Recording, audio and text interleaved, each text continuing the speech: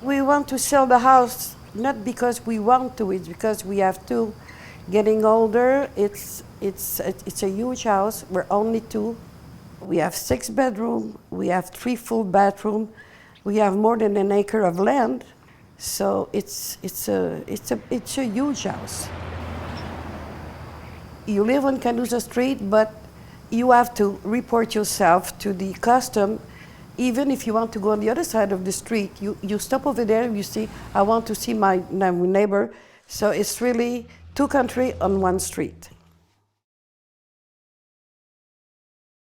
I was told there's a story that back when they did the line, that the guys doing the line were drinking quite a bit, so the line's a little crooked. That was, but that's what we always heard. That's sort of the urban legend of the town? Urban legend. Is it true or not? And I was told the line was supposed to be, it's not there, it's supposed to be back probably about a quarter of a mile back in the state. CAN for Canada, USA for the United States. And the actual border is the center line of that road.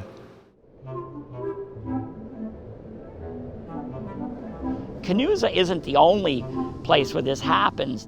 We have houses that are divided.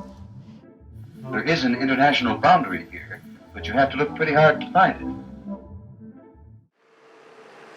The American border actually does go into our main shop over here, about 10 feet into the shop. This here, right now, we are crossing the border. You can see it with the marker. It's odd that it would slice it right in two, but I don't know what the logic was. So here we have the official plan of the township of Stansted. The border crosses the island. It cuts off a little bit.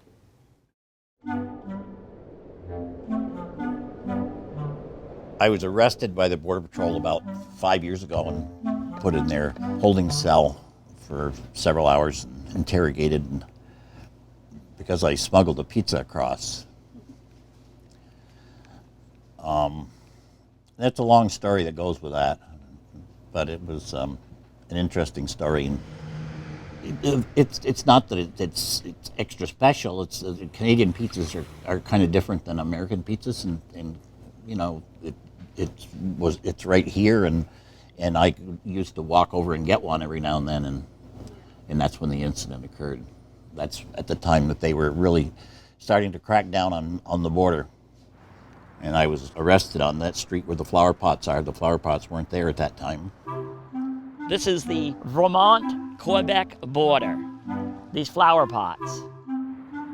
When I grew up, I crossed the border without thinking. We played in the brook over there.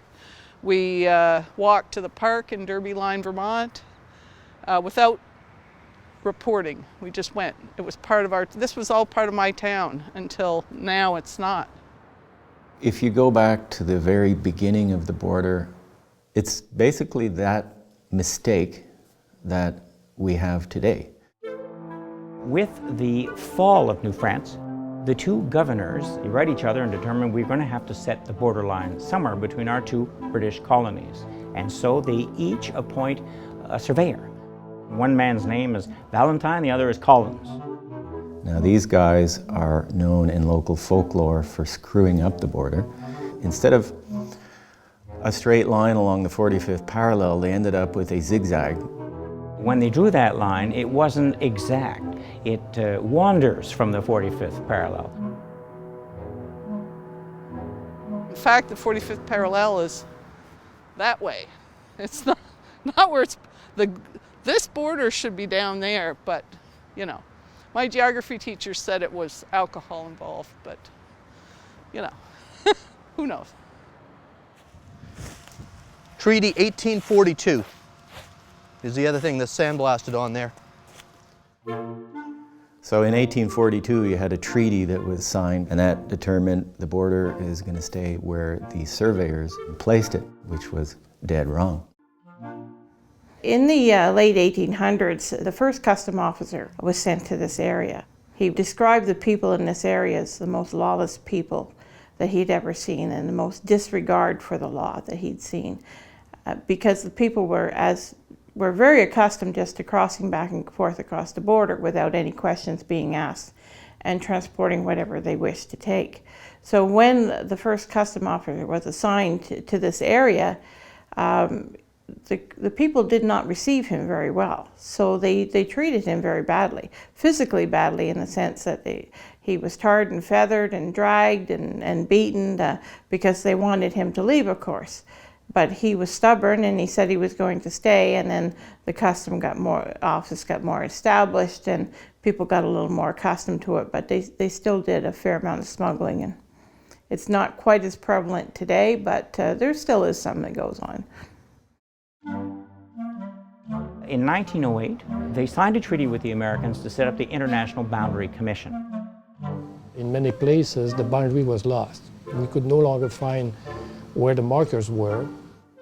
Over the years, it had grown in tremendously, and it was hard to even see where the border was. It caused some problems because some folks had sort of expanded on their territory and built little sheds up in there, and when all of a sudden they realized that the government was coming through and was going to clear cut the space, they had to scramble and move what they had built there. About 40, 50 years ago, an insurance company made us determine exactly where the border runs through the building, and we have some varieties of electrical and gorilla tape and all kinds of things on the floor to show where the border runs through the building. At the time, we had 2 insurance companies, and they started quarreling over who was going to pay a little small claim that we had submitted, and they decided they would split it just that one time, but we would need to have a surveyor come in and indicate where the line runs through the building for future reference. We have 1 insurance company now. It's really just here for the tourists.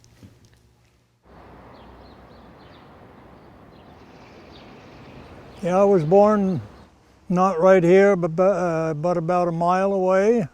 I've seen a lot of interesting things in my life here. Changes, and some are good and some are not so good. Well, years ago, it was completely different. It was very friendly. We say that it was the friendliest border in the world, but since 9/11, it's changed drastically. As a young boy, I remember we used to pedal across. We used to go down to Newport to get milkshakes or freezies, and we get on our bikes and pedal across, and we just waved to the custom officers. Today, if you tried to do that, I'm sure you'd be in jail, and it'd cost you a $5,000 fine. It's changed drastically, especially the people residing on our main street, which is really unique in the world. It's divided by the border. The white line is the border, called Canusa Avenue. The Canadians and Americans used to mingle with each other, visit with each other, but that has changed drastically. You cannot now invite your friend across the line and him walk across and come over to have a beer with you, for example, or a hot dog.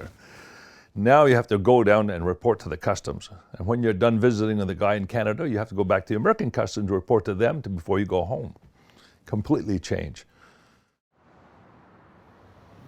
People in what became Homeland Security decided that there needed to be different procedures at the border.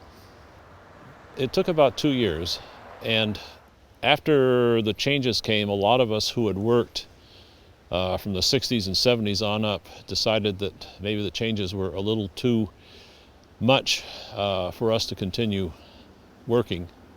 It was time for us to go. I think the world has changed, and we've had to change with it. Fear creates a lot for us to deal with. Well, I'm standing on Canusa Street. This is certainly a most unusual kind of location. The international boundary runs diagonally up this street its whole length. I think it's a wonderful place to be. It's like we are at the center of everything. And it's a little town where everybody helps each other. What can we ask more? Once we cross the border, we're no longer Americans, or we're no longer Canadians, we're curlers, and there really are no lines, I don't believe. But I do sense you have a sense of relief when you cross the border.